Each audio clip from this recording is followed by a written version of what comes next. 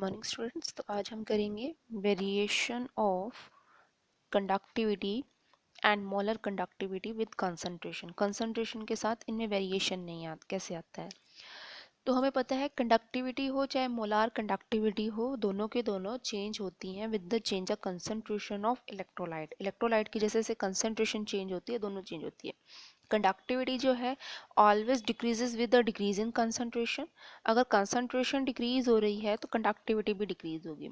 जैसे कि हम जानते हैं वीक इलेक्ट्रोलाइट, और हमें पता है इलेक्ट्रोलाइट्स दो तरह के होते हैं, strong electrolyte and weak electrolyte. Strong तो वो होते हैं जिनमें आयंस की कंसंट्रेशन ज़्यादा होती है, कैटायन और एनायन की। और वीक इलेक्ट्रोलाइट्स वो होते हैं जिनमें आयंस की कंसंट्रेशन पर यूनिट वॉल्यूम क्या होती है, कम होती है। तो आपको पता ही है जैसा कि हम कंसंट्रेशन को क्या कहते हैं, number of ion per unit volume that carry current in the solution. ठीक है, और ये जो नंबर हैं ये डिक्रीज होते हैं ऑन डाइल्यूशन। जैसे जैसे हम क्या करते हैं, डाइल्यूशन करते हैं। डाइल्यूशन का मतलब हम वाटर को ऐड करते हैं तो वॉल्यूम बढ़ जाता है, जिससे हमारे नंबर ऑफ आयंस होते हैं यूनिट वॉल्यूम के अंदर वो डिक्रीज हो जाते हैं। ठीक है, सो कंडक्टिविटी जो है, conductivity of a solution at A given concentration is the conductance of unit volume solution capped between. क्या कह रहा है ये लाइन, ये कह रहा है कंडक्टिविटी जो है सॉल्यूशन की किसी गिवन कंसंट्रेशन के ऊपर क्या होती है, कंडक्टेंस के इक्वल होती है जब उसका क्या हो, वॉल्यूम कितना हो, यूनिट हो, और सॉल्यूशन को कहाँ रखा हो, cap between two platinum electrode, और जिनका एरिया कितना है, यूनिट एरिया हो।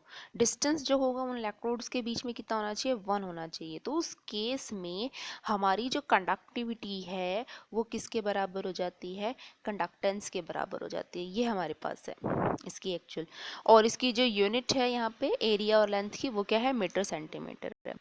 अब आता है हमारे पास मोलर कंडक्टिविटी। मोलर कंडक्टिविटी होती क्या है, मोलर कंडक्टिविटी होती है of a solution at A given temperature is the conductance of volume we. ठीक है, कोई भी गिवन वी वॉल्यूम का सॉल्यूशन है, उसकी जो भी कंडक्टेंस है, कंटेनिंग 1 मोल ऑफ इलेक्ट्रोलाइट्स, उसके अंदर जो इलेक्ट्रोलाइट्स हैं, ठीक है, वो कितने हों, 1 मोल हों। ठीक है, cap between the two electrode having cross sectional area A and distance between the electrode is unity. ठीक है, और अगर यहाँ पे आप L की वैल्यू और 1 लोगे तो A और L दोनों इक्वल हो जाएंगे हमारे पास। दोनों को अगर 1 ले रहे हो यहाँ पे, तो जिस केस में आपकी जो ये मोलार कंडक्टिविटी है ये किसके बराबर हो जाए, मोलार कंडक्टिविटी जो है वो किसके इक्वल हो जाएगी, हमारी कंडक्टिविटी के, और इनडायरेक्ट वे से आप कह सकते हो कंडक्टेंस की इक्वल हो जाएगी। ठीक है, नेक्स्ट देखो क्या कह रहा है ये। हम यहाँ से कह सकते हैं, एक ही जगह हमने V पुट कर दिया, तो यहाँ पे K V के इक्वल आ जाएगा। Molar conductivity increases with decreases in concentration. ठीक है, मोलार कंडक्टिविटी थोड़ा सा डिफरेंस है मोलार कंडक्टिविटी के अंदर। मोलार कंडक्टिविटी जो है वो इंक्रीज करती है विद डिक्रीज इन कंसंट्रेशन, यानी डाइल्यूशन करने से मोलार कंडक्टिविटी बढ़ जाती है, लेकिन जस्ट कंडक्टिविटी है जो है वो डिक्रीज हो जाती है। This is because the total volume we of solution containing 1 mole of electrolyte also increasing, क्योंकि वॉल्यूम बढ़ता है। अगर आप यहाँ से देखें तो ये डायरेक्टली प्रोपोर्शनल है वॉल्यूम के। ठीक है, it has been found that decrease in K, जो ये के है कंडक्टिविटी है, ठीक है, स्मॉल के है, decrease in K on dilution of a solution is more as compensated by increase in volume। ठीक है, यानी कि वॉल्यूम का इंक्रीज ज़्यादा कंपैरिजन में होता है जितना के की वैल्यू आपकी डिक्रीज हो रही है। It means that given concentration lambda m यानी molar conductivity can be defined as the conductance of electrolyte solution kept the electrode of conductivity at a unit distance having the area of cross section large enough to accommodate sufficient volume of solution containing 1 mole of electrolyte। ठीक है, ये क्या यहाँ पे कह रहा है कि इसका मतलब क्या है, इसका मतलब क्या है, इसने क्या किया है, it means that at A given concentration, किसी भी गिवन कंसंट्रेशन के अंदर जो लैम्डा एम है उसको हम कैसे डिफाइन कर सकते हैं, conductance of electrolyte solution. Electrolyte solution की जो भी कंडक्टेंस है, जब इलेक्ट्रोड के बीच का डिस्टेंस यूनिट हो और उनका क्रॉस सेक्शनल एरिया इतना ज़्यादा हो कि जो वॉल्यूम है वो कितने सॉल्यूशन इलेक्ट्रोलाइट्स को कंटेन कर सके, 1 मोल इलेक्ट्रोलाइट्स को कंटेन कर सके। ठीक है, when the concentration approaches zero, जब कंसंट्रेशन जीरो हो जाएगी, ठीक है, तो उस टाइम पे जो भी कंडक्टिविटी होती है, मोलार कंडक्टिविटी, उसको हम क्या कहेंगे, लिमिटिंग मोलार कंडक्टिविटी कहेंगे, इनफाइनाइट मोलार कंडक्टिविटी भी कह सकते हैं, और इसको रिप्रेजेंट करते हैं लैम्डा एम इन्फिनिटी से, या फिर आप कह सकते हो लैम्डा एम नॉट। ठीक है, जो भी आपको सही लगता है आप वो यूज़ कर सकते हो यहाँ पे। ठीक है, तो यहाँ पे आपको ये ग्राफ प्लॉट दिखा रखा है। इस प्लॉट में क्या है हमारे पास, मोलार कंडक्टिविटी वर्सेस कंसंट्रेशन है फॉर एसिटिक एसिड जो एक वीक इलेक्ट्रोलाइट है, एंड पोटेशियम क्लोराइड जो एक स्ट्रॉन्ग इलेक्ट्रोलाइट है। उनके एक्वा सॉल्यूशन के अंदर रिप्रेजेंट कर रखा है मोलार कंडक्टिविटी का। जैसे जैसे हम क्या करते हैं, जैसे जैसे हम कंसंट्रेशन को चेंज करते हैं तो वेरिएशन कैसा आता है ये यहाँ पे शो हो रहा है। ठीक है, तो अगर आप देखें यहाँ पे, ये जो आपकी ब्लू कलर की लाइन है, ये वाली, ये जो कर्व है ये किसके लिए है, हमारे पास वीक इलेक्ट्रोलाइट के लिए। जैसे जैसे हम कंसंट्रेशन को इंक्रीज करते जाएंगे, आप देख रहे हो कंडक्टिविटी उसकी क्या हो रही है, लगातार डिक्रीज हो रही है। और जब हमारी जो कंसंट्रेशन है, जब हमारी ज़ीरो है, तो उस केस में आप कह सकते हो ये इन्फिनिटी, जो भी इसकी वैल्यू होगी उसको हम इन्फिनिटी कहेंगे या लिमिटिंग मोलार कंडक्टिविटी कहेंगे। सिमिलरली केसीएल जो है, अगर हम स्ट्रॉन्ग इलेक्ट्रोलाइट को अगर हम देखें तो कंसंट्रेशन इसमें देखो वेरिएशन ज़्यादा आ रहा है आपका CH3 के अंदर, लेकिन अगर हम बात करें KCl की, तो जैसे जैसे हम कंसंट्रेशन को इंक्रीज कर रहे हैं, कंडक्टिविटी में जो वेरिएशन है वो आ तो रहे हैं लेकिन बहुत स्लो आ रहे हैं। तो ये यहाँ पे आपको ग्राफ में थोड़ी सी नोटेशन मिल रही है स्ट्रॉन्ग इलेक्ट्रोलाइट और वीक इलेक्ट्रोलाइट के लिए। ठीक है, तो स्ट्रॉन्ग इलेक्ट्रोलाइट में हमने ऑब्जर्व किया कि जो लाइन है वो एक स्ट्रेट लाइन आ रही थी। ठीक है, अगर आप देखें लाइन जो है वो हमारी कैसी आ रही है, स्ट्रेट लाइन आ रही है। तो इस इक्वेशन को हम इस तरह से रिप्रेजेंट कर सकते हैं, हम कह सकते हैं कि स्ट्रॉन्ग इलेक्ट्रोलाइट जो है, मान लो कि हमारे पास कोई एक स्ट्रॉन्ग इलेक्ट्रोलाइट है, ठीक है, और हम कह रहे हैं कि उसकी मोलार कंडक्टिविटी है increases slowly with the dilution, dilution करने से इंक्रीज हो रही है। तो हम कह सकते हैं इसकी मोलार कंडक्टिविटी इस तरह से है, लैम्डा एम इन्फिनिटी माइनस ए सी। ठीक है, ए अंडर रूट सी है यहाँ पे, सॉरी।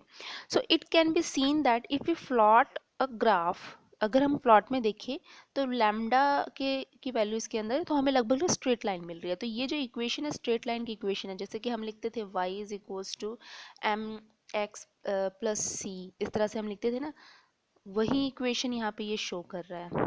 ठीक है, तो सेम अगर आप देखें तो ये आपका y की तरह रोल प्ले कर रहा है, और ये आपका यहाँ पे कांस्टेंट क्वांटिटी की तरह रोल प्ले कर रहा है, और यहाँ पे जो c है वो x की तरह रोल प्ले कर रहा है, और a क्या है यहाँ पे, आपका slope of the curve minus A. Minus A क्यों है, क्योंकि हमें पता है जैसे जैसे हम क्या कर रहे हैं, कंसंट्रेशन को इंक्रीज कर रहे हैं तो लैम्डा एम डिक्रीज हो रहा है, तो इसलिए स्लोप क्या है, नेगेटिव है। ठीक है, तो यहाँ पे जो वैल्यू है ए कांस्टेंट की, यहाँ पे जो ये हमारा ए कांस्टेंट है for a given solvent and temperature, depend on the type of electrolyte. Electrolyte कैसे है, स्ट्रॉन्ग इलेक्ट्रोलाइट है या वीक इलेक्ट्रोलाइट है। ठीक है, that is the charge on cation और एनायन प्रोड्यूस्ड। ठीक है, जैसे कि हमें पता है NaCl के CaCl2MgSO4, अगर इनमें हम देखें सॉल्यूशन के अंदर, NaCl में क्या है, Na पॉजिटिव Cl नेगेटिव। ठीक है, CaCl2 में क्या है हमारे पास, Ca2 positive 2Cl negative, MgSO4 में क्या, Mg2 पॉजिटिव SO4 2 नेगेटिव। तो इस तरह से टाइप ऑफ इलेक्ट्रोलाइट की जो वैल्यू है, सिमिलर टाइप ऑफ इलेक्ट्रोलाइट की एक की वैल्यू सेम होगी, अलग टाइप के इलेक्ट्रोलाइट्स की जो है वैल्यू डिफरेंट होगी हमारे पास। ठीक है, तो यहाँ पे आपके पास एक क्वेश्चन है एग्जाम्पल 3.6 है। क्या कह रहा है ये, the molar conductivity of KCl solution at different concentration is given as, यहाँ पे आपको कंसंट्रेशन दे रखी है और ये कंडक्टिविटी दे रखी है। प्लॉट करना है आपको किसके बीच में, डेल्टा एम और AC के बीच में शो करना है कि इनके बीच में जो प्लॉट आएगा स्ट्रेट आएगा, और डिटरमाइन करनी है आपको इन्फिनिटी की वैल्यू, लिमिटिंग मोलार कंडक्टिविटी और स्लोप ऑफ द कर्व आपको डिटरमाइन करनी है। ठीक है, तो हम प्लॉट करेंगे, इस तरह से हमारा प्लॉट आएगा हमारे पास। ठीक है, तो हम यहाँ पे क्या कहेंगे, अब आप खुद ही देख लो यहाँ पे कि अगर हमारे पास जो इक्वेशन है उसमें हम क्या करेंगे, देखो अगर आप यहाँ पे कंसंट्रेशन अगर ज़ीरो हो जाए, हमारे पास ओनली हम इनके लिए ड्रॉ करेंगे, फिर हमारे पास आगे लाइन के लिए हमारे पास ड्रॉ नहीं होगा, तो हम क्या करेंगे, इनसे ही आगे इधर की तरफ डॉटेड लाइन लगा देंगे, इधर की तरफ स्केल से डॉटेड लाइन लगा देंगे और हमारे पास इनकी एग्जैक्ट वैल्यू आ जाएगी। ठीक है, तो आप ऑब्जर्व कर सकते हो कि जब आपकी कंसंट्रेशन ज़ीरो हो, कंसंट्रेशन ज़ीरो हो, तो उसमें मैक्सिमम वैल्यू कितनी है, यहाँ ये होगी। तो आप देख सकते हो कि जब हमारे कंसंट्रेशन ज़ीरो है तो उस टाइम पे वैल्यू कितनी है। स्लोप ऑफ द कर्व आपके पास कहाँ से आएगी, स्लोप ऑफ द कर्व ये है आपके पास, तो हम इसे फाइंड आउट करेंगे कैसे। अगर आप यहाँ पे देखिए वो पॉइंट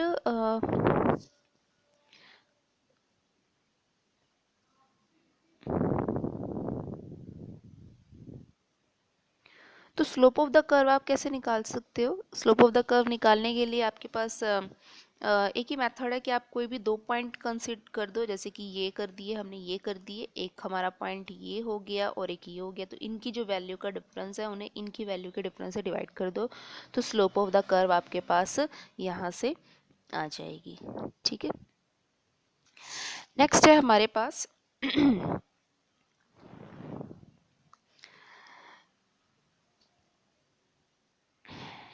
इम्पॉर्टेंट, यहाँ पे ये साइंटिस्ट, इसका result.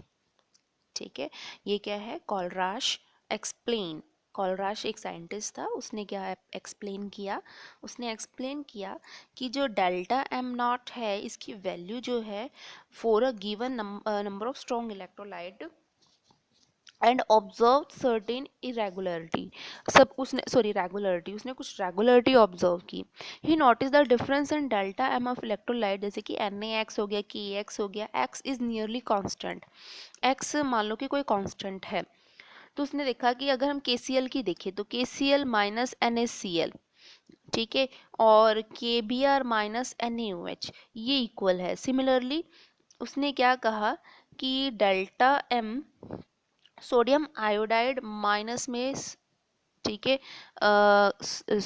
Potassium iodide minus sodium iodide जो है वो लगभग लगभग सेम है। उसने एक चीज़ चेक की कि अगर हमारे इलेक्ट्रोलाइट इस तरह से हो, एक सोडियम का और एक पोटेशियम का हो, दोनों के अंदर ये जो कंसंट्रेशन है, अगर हम कंसंट्रेशन देखें यहाँ पे एक्स वाले की, तो इनमें डिफरेंस जो आता है वो सेम आता है।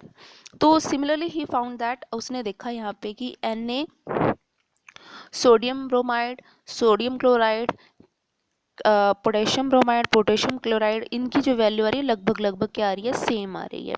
On the basis of his observation, उसने अपने ऑब्जर्वेशन के बेसिस में क्या किया, एक लॉ दिया जिसे हम कहते हैं Kohlrausch law of independent migration of ions. ठीक है, ये लॉ क्या कहता है, the law state that limiting molar conductivity of an electrolyte can be represented as the sum of individual contribution of anion cation of the electrolytes. ठीक है, क्या कह रहा है ये कि अगर मेरे पास टोटल मोलार कंडक्टिविटी है तो वो इंडिविजुअल आयन की मोलार कंडक्टिविटी के बराबर होगा। कौन सी कंडक्टिविटी, लिमिटिंग मोलार कंडक्टिविटी। ठीक है, सो हम इस तरह से लिख सकते हैं, सोडियम क्लोराइड की लिमिटिंग मोलार कंडक्टिविटी किसके बराबर होगा, limiting molar conductivity of sodium ion और limiting molar conductivity of chlorine ion. ठीक है, सिमिलरली इसने क्या कहा कि अगर मेरे पास कोई इलेक्ट्रोलाइट है और डिसोसिएशन होकर V पॉजिटिव कैटायन और V नेगेटिव आयन दे रहा है, तो उसकी मोलार कंडक्टिविटी को हम इस तरह से रिप्रेजेंट कर सकते हैं, lambda M not is equals to V plus lambda plus not plus में V negative lambda negative not. ठीक है, और हम यहाँ पे कह सकते हैं lambda positive in limiting molar conductivity of cation, limiting molar conductivity of anion जो है उनको रिप्रेजेंट कर रही है। ठीक है, और यहाँ पे हमारे पास कुछ वैल्यूज़ गिवन है limiting molar conductivity of sodium, hydrogen, calcium और मैग्नीशियम। ठीक है, तो ये था स्ट्रॉन्ग इलेक्ट्रोलाइट्स के लिए।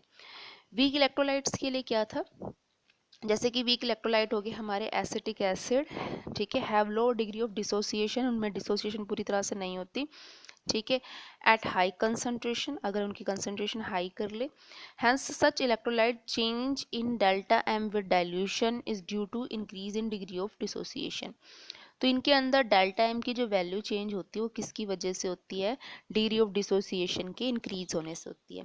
और आप कह सकते हो कि जो नंबर ऑफ आयंस जो कंटेन कर रहे हैं पर यूनिट वॉल्यूम के अंदर, वो अगर हमारे 1 मोल इलेक्ट्रोलाइट्स की बात करें तो इन सच केसेस हम कह सकते हैं lambda M increases steeply on dilution. ठीक है, स्टेप में इंक्रीज होगा, नियरली वेरी लो कंसंट्रेशन। ठीक है, delta am not can not be obtained by, हम इसको हम ऐसे नहीं बना सकते कि इसकी कंसंट्रेशन जीरो, जैसे हमने उसके लिए बनाई थी। ठीक है, एट इनफाइनाइट डाइल्यूशन कंसंट्रेशन क्या हो जाती है, जीरो हो जाती है, यानी इलेक्ट्रोलाइट डिसोसिएट कंप्लीटली, और उनके लिए हम कह सकते हैं डिसोसिएशन कांस्टेंट की जो वैल्यू है वो 1 होगी। और बट इस लो कंसंट्रेशन के ऊपर कंडक्टिविटी भी क्या हो जाती है, लो हो जाती है, सो हम कंडक्टिविटी को एक्यूरेटली मेजर नहीं कर सकते। सो हम कह सकते हैं कि जो हमारी लिमिटिंग वैल्यू है मोलर कंडक्टिविटी की वीक इलेक्ट्रोलाइट्स की, उसको हम जो लॉ है आपका कोलराज का, इंडिपेंडेंट माइग्रेशन ऑफ आयन, ठीक है, उससे यूज़ करके कर सकते हैं। जैसे कि हम कह सकते हैं किसी गिवन कंसंट्रेशन सी के ऊपर क्या है, alpha is the degree of dissociation. ठीक है, so then it can be approximately to the ratio of molar conductivity and limiting molar conductivity, तो इन दोनों का रेशियो होगा ये। ठीक है, बट हमें पता है कि डिसोसिएशन कांस्टेंट क्या होता है, C alpha divide 1 minus C alpha, यहाँ इनकी वैल्यू रखेंगे तो हमारे पास इस तरह से ये फॉर्मूला आ जाएगा। ठीक है, तो एप्लीकेशन क्या है हमारे पास मोलर कंडक्टिविटी की, सॉरी मोलर कंडक्टिविटी नहीं, कोलराज लॉ की। ये क्या है, using the independent law of independent migration of ion it is possible to calculate molar limiting molar conductivity of electrolyte from individual ions. ठीक है, दूसरी है weak electrolytes. For weak electrolyte like acetic acid, it is possible to determine the value of dissociation constant, क्योंकि हम इनके लिए dissociation constant की value नहीं निकाल सकते थे, बट इसकी हेल्प से हम इनकी dissociation constant की वैल्यू इजीली कैलकुलेट कर सकते हैं। तो इन्होंने हमें कहा हुआ है CaCl2 की वैल्यू कैलकुलेट करनी है। ठीक है, फ्रॉम द टेबल 3.4, तो यहाँ पे हम इनकी वैल्यू निकालेंगे, तो हमें पता है सोडियम की वैल्यू क्या है और क्लोरीन की वैल्यू क्या है, इनको यहाँ पुट करके हमारे पास वैल्यू आ जाएगी। सिमिलरली इन दोनों की वैल्यू को हम पुट करके यहाँ पे सॉल्व कर देंगे। ठीक है, सेम यहाँ पे NaCl, HCl, KCl की हमें वैल्यू दे रखी है। ठीक है, उनसे हम कैलकुलेट कर देंगे ऐड करके। तो देखो यहाँ पे क्वेश्चन देखो क्या कह रहा है, ये हमें किसकी निकालनी है, HAC की निकालनी है। तो हम H प्लस AC, अब यहाँ पे अगर आप ध्यान देखिए तो NaCl है, फिर H तो HCl के साथ है, और ये AC जो है वो NS के साथ है, तो हम इसे कैसे निकालेंगे, इन दोनों की ऐड करेंगे, इन दोनों की ऐड करेंगे, और उसमें से क्या करेंगे, इस वाले को माइनस कर देंगे, तो हमारे पास वैल्यू इजीली आ जाएगी। ठीक है, नेक्स्ट है हमारे पास, ये है न्यूमेरिकल कंडक्टिविटी ऑफ, आपको एसिटिक एसिड की दे रखी है। ठीक है, और कंसंट्रेशन भी आपको गिवन है, कैलकुलेट द डिसोसिएशन कांस्टेंट, अगर लिमिटिंग वैल्यू जो है ये होगा आपके पास, तो आपको पता है कि इनका फॉर्मूला क्या है, उस फॉर्मूले को अप्लाई करके आप इजीली इसको कैलकुलेट कर सकते हैं। जैसे कि यहाँ से आपने अल्फ़ा निकाल दिया और अल्फ़ा को यहाँ पुट करके हमारे पास वैल्यू आ जाएगी। तो ये कुछ क्वेश्चंस हैं।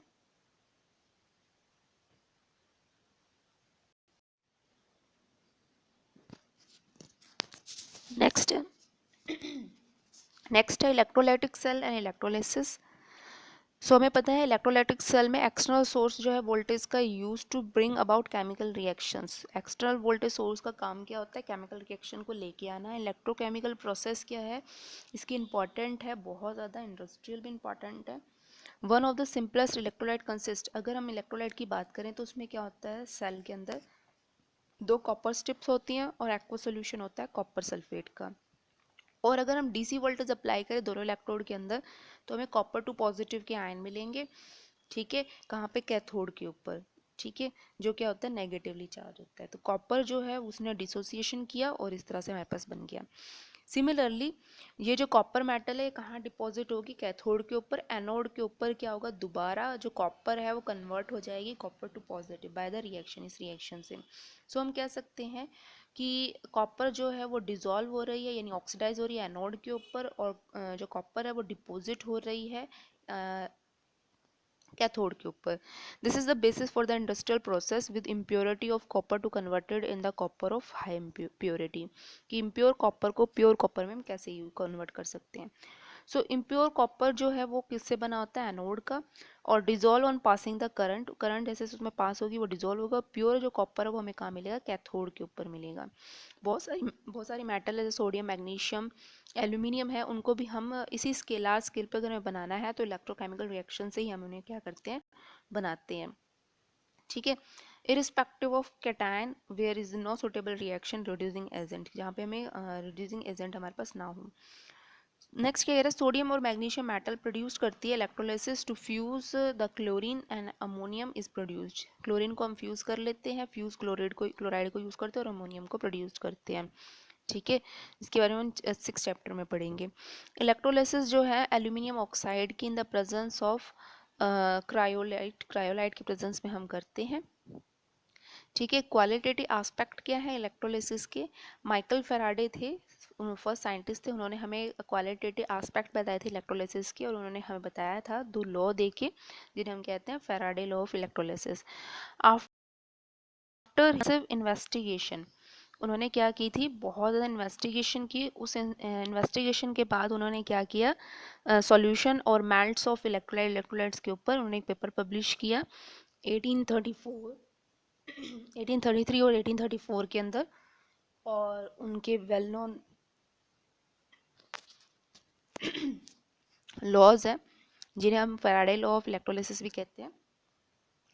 तो फर्स्ट लॉ क्या है, the amount of chemical reaction which carried out a given electrode during the electrolysis by passing the current is proportional to the quantity of electricity pass through the electrolyte, कि जितनी भी जो chemical reaction है जो हो रही हैं electrode के ऊपर इलेक्ट्रोलिसिस में, ठीक है, बाय करंट से वो डायरेक्टली प्रोपोर्शनल है कितनी क्वांटिटी जो है इलेक्ट्रिसिटी की हम उस इलेक्ट्रोलाइट सॉल्यूशन में से पास करें, यानी कितने number of electrons per unit time के अंदर उसमें से पास हो रहे हैं।